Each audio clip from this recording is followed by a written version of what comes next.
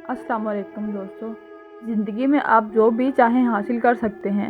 ये मैटर नहीं करता कि आपके पास पैसा नहीं है, आपके पास सोर्सेज नहीं। ये बिल्कुल भी मैटर नहीं करता कि आप एक गरीब घर में पैदा हुए हैं। आप ज़िंदगी में अगर कुछ ठान लें तो आप दुनिया में बड़े से बड़ा काम कर सकते हैं। इसीलिए कहा जाता है कि सब कुछ हमारे अंदर होता है। अगर मान लो तो हार है और अगर ठान लो तो जीत है। चलिए आपको एक ऐसी लड़की की कहानी सुनाती हूँ जिसने अपनी ज़िंदगी में लड़की होने के बावजूद भी बहुत बड़ा ख्वाब देखा और इसे पूरा करने की ठान ली। ये लड़की एक गरीब घर में पैदा हुई। जब ये 4 साल की थी तो इसे डबल नमूनिया हो गया, जिसने इसके जिस्म को मफलूज करके रख दिया और डॉक्टर्स ने कहा कि अब ये लड़की ज़िंदगी भर अपने पाँव पर नहीं चल सकती।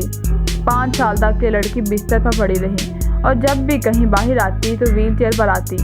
मगर इसमें हिम्मत थी और इसने इस हालत में भी दुनिया में सबसे ज़्यादा तेज़ दौड़ने वाली लड़की बनने का ख्वाब देखा। इसकी माँ ने इसका ख्वाब के बारे में सुनकर इसकी हिम्मत बढ़ाई और कहा, बेटा तुम दुनिया में हर वो काम कर सकती हो जो तुम चाहती हो। 9 साल की उम्र में इसने डॉक्टरों के खिलाफ जाकर बैसाखियों के बगैर ज़मीन पर अपना पहला कदम रखा। ये लड़की कई बार गिरी, हत्ता कि इसके पैरों में जख्म तक हो गए, इसके पाँव में सूजन पड़ गई, मगर फिर भी ये नहीं रुकी और बार बार गिरने के बाद भी अपनी कोशिश जारी रखी। और 3 साल तक लगातार कोशिश करने के बाद जब ये चलने लगी और आहिस्ता आहिस्ता दौड़ने लगी। 13 साल की उम्र में इसने पहली बार रेस में हिस्सा लिया और आखिरी नंबर पर आई।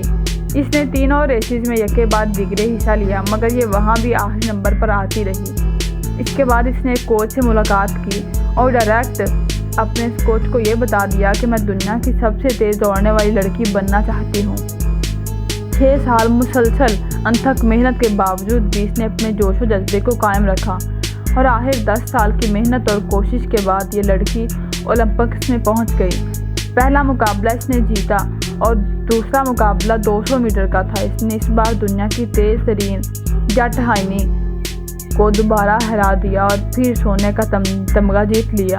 इसने कई मुकाबलों में हिस्से लिए, खुद को दुनिया की तेज़ तरीन दौड़ने वाली लड़की के तौर पर मनवाया।